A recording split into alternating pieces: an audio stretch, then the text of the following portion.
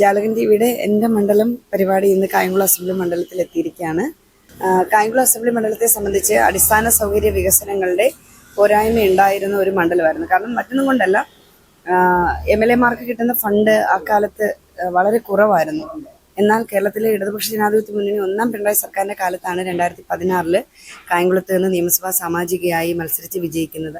അതിനുശേഷം ഈ 2026 വരെ നോക്കുമ്പം സമാനതകളില്ലാതെ ഇതുവരെ എനിക്ക് അഭിമാനത്തോടെ പറയാം, സമാനതകളില്ലാത്ത ഇപ്പൊ നമ്മൾ നിൽക്കുന്ന ഈ റോഡടക്കമൊക്കെ എല്ലാം വളരെ മോശപ്പെട്ട അവസ്ഥയായിരുന്നു. അത്തരത്തിൽ അടിസ്ഥാന സൗകര്യ വികസനങ്ങളിൽ ഒരു വലിയ മാറ്റം ഉണ്ടാക്കിയെടുക്കാനായിട്ടാണ് ആദ്യം ഞാൻ പരിശ്രമിച്ചത്. അത് ഏകദേശം ഒരു 95% വിജയിച്ചിട്ടുണ്ട്.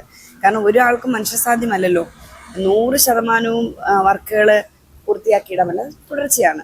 ഇനി ഒരു കുറച്ചുകൂടി വൃത്തിയാക്കി കഴിഞ്ഞാൽ കംപ്ലീറ്റ് സൂപ്പർ മണ്ഡലം എന്ന രൂപത്തിലേക്ക് വരും. ആ രൂപത്തിൽ ജില്ലാ പഞ്ചായത്ത് പ്രസിഡന്റ് ആയിരുന്നുകൊണ്ടും പഞ്ചായത്ത് പ്രസിഡന്റൊക്കെ ആയി പ്രവർത്തിച്ചതുകൊണ്ടും എനിക്ക് എങ്ങനെയാ വർക്ക് ചെയ്യേണ്ടതെന്നൊരു രീതി അറിയാമായിരുന്നു. അപ്പം ആ തരത്തിൽ കണ്ടാണ് ഓരോന്ന് ചെയ്തത്.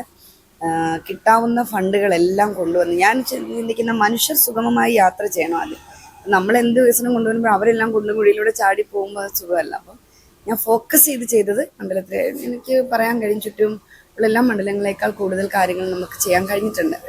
സാധാരണ ബജറ്റ് ഫണ്ടൊക്കെ MLA-മാര് കെട്ടിടങ്ങൾക്കൊക്കെ ഉപയോഗിക്കുന്നത്. ഞാൻ അതും ഈ നാട്ടിലെ 6 പഞ്ചായത്തുകൾക്കും നഗരസഭയ്ക്കും ഒക്കെ ആയിട്ട് മികച്ച റോഡുകൾ നിലവാരത്തിലാക്കാനാണ് ശ്രമിച്ചത്. ഒപ്പം 24 സ്കൂൾ കെട്ടിടങ്ങൾ ഈ ഒരു 8 വർഷക്കാലം കൊണ്ട്, 8 അല്ലേ പറയാൻ പറ്റും, ഒരു കാലം ഫ്ലഡും ഒരു വർഷം കോവിഡ്, 8 വർഷക്കാലത്തെ കൺസ്ട്രക്ഷൻ മാത്രം 24 സ്കൂൾ കെട്ടിടങ്ങളാണ്. ഒരു പക്ഷേ റെക്കോർഡാണ്, അത്തരത്തിൽ ചെയ്തിട്ടുണ്ട്. മറ്റൊന്ന്, നമ്മൾ മറ്റ് മണ്ഡലങ്ങൾ നോക്കിയാൽ ഞാൻ കേന്ദ്രീകരിച്ച് പ്രവർത്തിച്ചൊരു കാര്യം ഈ രോഗത്താൽ വിഷമം അനുഭവിക്കുന്ന മനുഷ്യരെ സഹായിക്കുക എന്നുള്ളതാണ്. ഞാൻ അങ്ങേയറ്റം ഹാർഡ് കോറായി നിന്നിട്ടുണ്ട്.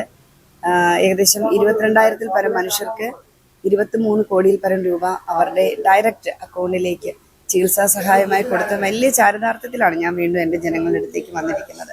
കൂടാതെ ആശുപത്രി, വന്ന സമയത്ത് കായംകുളം ആശുപത്രി വളരെ മോശം അവസ്ഥയിലായിരുന്നു. കാരണം അന്നത്തെ ആ കാലത്തെ ഗവൺമെന്റിന്റെ 2010-16 കാലത്തെ 15 വരെ ഉള്ള ആ ഗവൺമെന്റ് കാലത്ത് ഹോസ്പിറ്റൽ അങ്ങനെ ആ ഒരു ശ്രദ്ധ ഉണ്ടായിരുന്നില്ല. എന്നാൽ നമ്മുടെ ഗവൺമെന്റ് വന്നതിന് ശേഷം ആദ്യത്തെ മന്ത്രി ശൈലജ ടീച്ചറായിരുന്നു. അക്കാലത്താണ് നമ്മൾ എല്ലാ പ്രാഥമികാരോഗ്യ കേന്ദ്രങ്ങളെയും കുടുംബാരോഗ്യ കേന്ദ്രങ്ങളാക്കി മാറ്റി മികച്ച സബ് സെന്ററുകൾ ചെയ്തു കൊടുത്തിട്ടുണ്ട്. ഒപ്പം നമ്മുടെ താലൂക്ക് ആശുപത്രി 5 നിലയിലായി മനോഹരമായ കെട്ടിടം ചെയ്തുകൊണ്ടിരിക്കുകയാണ്. അതിലെല്ലാ സംവിധാനങ്ങളും ഇപ്പം തന്നെ 250-ലധികം പേർക്ക് മാസം ഡയാലിസിസ് ചെയ്യുന്ന ഒരു താലൂക്ക് ആശുപത്രിയാണ്. പലപ്പോഴും പലരും കരുതുന്നത് ഇത് ജില്ലാ ആശുപത്രി ആണെന്നാണ്. ജില്ലാ ആശുപത്രി അല്ല, താലൂക്ക് ആശുപത്രിയാണ്. അപ്പം അതിൻ്റെതായിട്ടുള്ള സ്റ്റാഫ് സ്ട്രെങ്ത് ഒക്കെ കാണുള്ളൂ. പക്ഷെ 1000-ലധികം OP ആണ് ഒരു ദിവസം ഇവിടെ വരുന്നത്. മജോറിറ്റി ആൾക്കാർക്ക് ഞങ്ങൾ സർവീസ് കൊടുക്കും, എന്നാൽ ചിലർക്ക് കൊടുക്കാൻ കഴിയില്ല. കാരണം 1000 പേര് വന്നാൽ 900 പേർക്കൊക്കെ നോക്കുമ്പോൾ തന്നെ ടൈം കഴിയുമ്പം 100 പേരായിരിക്കും ചിലപ്പം പോകുന്നത്. പക്ഷേ 900 പേര് നോക്കുന്നുണ്ട് എന്നുള്ളതാണ് നല്ല രൂപത്തിൽ. അപ്പോൾ MLA-യുടെ ഫണ്ട് ഉപയോഗിച്ചുകൊണ്ട് നല്ല ലാബും സംവിധാനമൊക്കെ ചെയ്തിട്ടുണ്ട്. സ്ത്രീകൾക്കും കുഞ്ഞുങ്ങളുടെയും നല്ല പ്രത്യേക ബ്ലോക്ക് തന്നെ പണിതിട്ടിട്ടുണ്ട്, ലിഫ്റ്റ് അടക്കമുള്ള സംവിധാനങ്ങളോടുകൂടി. അങ്ങനെ ആരോഗ്യ മേഖലയിൽ വലിയ മുന്നേറ്റം, വിദ്യാഭ്യാസ മേഖലയിൽ മുന്നേറ്റം, അടിസ്ഥാന സൗകര്യ മേഖലയിൽ മുന്നേറ്റം, പാലങ്ങൾ, ധാരാളം പാലങ്ങൾ ചെയ്തിട്ടുണ്ട്. ഇനിയിപ്പോൾ 3 പാലം ഉടനെ തന്നെ എല്ലാം നടപടിയും പൂർത്തീകരിച്ച് കിടക്കുകയാണ്. പണ്ട് കാലത്ത് സ്ഥലം എടുക്കുന്നതിന് മുമ്പ് തന്നെ പാലം ചെയ്യാമായിരുന്നു, പണം കൊടുക്കേണ്ടതായിരുന്നു. എന്നാൽ ഇപ്പോഴത്തെ ഒരു ഇതനുസരിച്ച് പണം കൊടുത്തതിന് ശേഷം പാലം ചെയ്യും. അപ്പോൾ അതിൻ്റെതായ നടപടി 1-2 വർഷമൊക്കെ എടുക്കും. അപ്പോൾ കന്നീസക്കടവ് പാലവും നമ്മുടെ കൊയ്ക്കപ്പടി പാലവും മാർക്കറ്റ് പാലം ടെൻഡറായി ഇപ്പോൾ പൊളിക്കാൻ പോവുകയാണ്. തെരഞ്ഞെടുപ്പ് സമയമായതുകൊണ്ടും ചൂട് കാലമായതുകൊണ്ടും നോമ്പ് കാലമൊക്കെ ആയതുകൊണ്ടാണ് നമ്മൾ പൊളിക്കാതിരുന്നത്. സമാന്തര പാലം നടക്കാനുള്ള ചെയ്തു കഴിഞ്ഞുകൊണ്ട് അതിൻ്റെ പണി ആരംഭിക്കും. ഇഷ്ടം പോലെ ഒരു MLA-മാർക്ക് പണ്ടെന്ന് പറഞ്ഞാൽ 5 കോടി രൂപ ഒരു MLA ആണ്. ഇപ്പോൾ എന്ന് പറഞ്ഞാൽ ഒരു പാലത്തെ തന്നെ കിട്ടും 30 കോടി 6 കോടി. എത്ര രൂപയ്ക്കൊക്കെയാണ് വികസനം വരുന്നത്? ആൾക്കാർക്കൊക്കെ ഹാപ്പിയാണ്. അവർക്കറിയാം ഭംഗിയായി അവരുടെ ഇടയിൽ ഒരാളായി നിന്ന് കാര്യങ്ങളൊക്കെ ചെയ്തിട്ടുണ്ടെന്ന്. പ്രചരണവും അതുകൊണ്ട് ഉഷാറാണ്.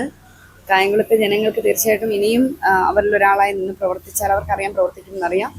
ഇതിനേക്കാൾ എനിക്ക് ഉറപ്പ് പറയാം ഏറ്റവും സൂപ്പർ മണ്ഡലമാക്കി മാറ്റാൻ കഴിയും ഇനിയും എന്നറിയാം. എന്തായാലും നിങ്ങളുമൊക്കെ ഒപ്പം ഉണ്ടാവണം, എല്ലാവരും കൂടെ ഉണ്ടാവണം. സ്ട്രോങ് ആയിട്ട് ജനങ്ങളോടൊപ്പം സൂപ്പർ, ഞാൻ പറഞ്ഞല്ലോ കളർഫുള്ളായ മണ്ഡലമാണ്. അടിപൊളിയാക്കി ഇനിയും മുന്നോട്ട് പോകും.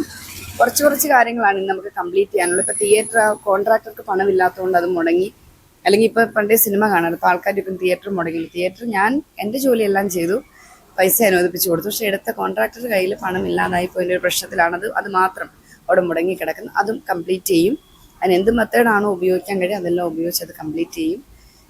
കൊച്ചു കൊച്ചു കളിക്കളങ്ങൾ. ഇവിടെ സ്റ്റേഡിയം ഞങ്ങൾക്ക് ചെയ്യാൻ പറ്റാത്തൊരു സ്ഥലമാണ്. അത് പൊതുവേ എല്ലാവരും ക്യാമ്പയിൻ നമ്മൾ പറയുമ്പോൾ അതും പറയണല്ലോ, സ്ഥലമില്ല കായംകുളത്ത്. നഗരസഭ എടുത്ത സ്ഥലം ഇപ്പം എടുത്തുകൊണ്ടിരിക്കുന്നത് തന്നെ പാടമാണ്. അപ്പം അത് നികത്തിയൊക്കെ ചെയ്യുന്നതിൻ്റെ പ്രശ്നങ്ങളുണ്ട്. നല്ല സ്ഥലം കിട്ടിയാൽ തീർച്ചയായിട്ടും നമുക്ക് അടുത്തത് സ്റ്റേഡിയം ആയിരിക്കും. നെക്സ്റ്റ് വരാൻ പോകുന്നത് ടൂറിസം മേഖലയിലെ ശ്രദ്ധയാണ്. ഞാൻ പറഞ്ഞു അടിസ്ഥാന സൗകര്യ വികസനമൊക്കെ ഒരുവിധം ഞാൻ ചെയ്തിട്ടു. ഇനി അടുത്ത ടൂറിസം മേഖലയായിരിക്കും. കായൽ ടൂറിസത്തിൻ്റെ സാധ്യതയാണ് ഇനി ഉപയോഗിക്കാൻ പോകുന്നത്. കൂടാതെ ചെറുപ്പക്കാർക്ക് തൊഴിൽ കൊടുക്കാൻ കഴിയുന്ന തരത്തിലേക്കുള്ള സ്പിന്നിങ് മില്ലിൽ ചെറിയ തൊഴിൽ സംരംഭങ്ങൾ ആരംഭിക്കുന്നതിനെ പറ്റി ആലോചിച്ചിട്ടുണ്ട്. ഇതൊക്കെയാണ് അടുത്ത ഫ്യൂച്ചർ പ്ലാൻസ്. നന്നായിട്ട് പോകുന്നു. മൂന്നാം ഗവൺമെന്റ് വരുന്നതിനെ കുറിച്ച് തീർച്ചയായിട്ടും കേരളത്തിൽ തുടർ വികസനം നടന്നതുകൊണ്ടാണല്ലോ. മറ്റേത് ഒരു ഗവൺമെന്റ് അടുത്ത ഗവൺമെന്റ് എന്ന് പറയുമ്പോൾ എല്ലാം അവിടെ മുടങ്ങുവാണ്. ഈ ഗവൺമെന്റ് ഒറ്റ കാര്യമുള്ളൂ, ഈ ഗവൺമെന്റ് വരുമ്പോൾ മനുഷ്യരുടെ പെൻഷൻ തുക 600 രൂപയായിരുന്നു. ഈ ഗവൺമെന്റ് വന്നപ്പോൾ തന്നെ അത് വർദ്ധിപ്പിച്ചു. 1000, 1200, 1600, 2000. ഇപ്പൊ 1000 കോടി രൂപ ഒരു മാസം പാവപ്പെട്ട മനുഷ്യർക്ക് പെൻഷനായി. ഒരു ലോകത്തിനൊരു സ്ഥലത്തും ഇങ്ങനെ ചെയ്യുന്നുണ്ടാവില്ല. ഈ ഗവൺമെന്റാണ് ചെയ്യുന്നത്. എന്തെല്ലാം ക്രൈസിസ് വന്നു ഈ ഗവൺമെന്റിന്. കാരണം കേന്ദ്രത്തിന്റെ സഹായം നഷ്ടമായ സമയങ്ങളൊക്കെ ഉണ്ടായിരുന്നു. അപ്പോഴും ഈ നാട്ടിലെ ജനങ്ങളോട് ഒരിക്കലും ഒരു സാമ്പത്തിക ദുരിതവും പറയാതെ എല്ലാവർക്കും എല്ലാം ചെയ്ത ഗവൺമെന്റാണ്. അത് തുടർച്ച കിട്ടിയതുകൊണ്ടാണ്. ഇനി അടുത്ത തുടർച്ച ഈ ഗവൺമെന്റ് വരും, 3.0 വരും.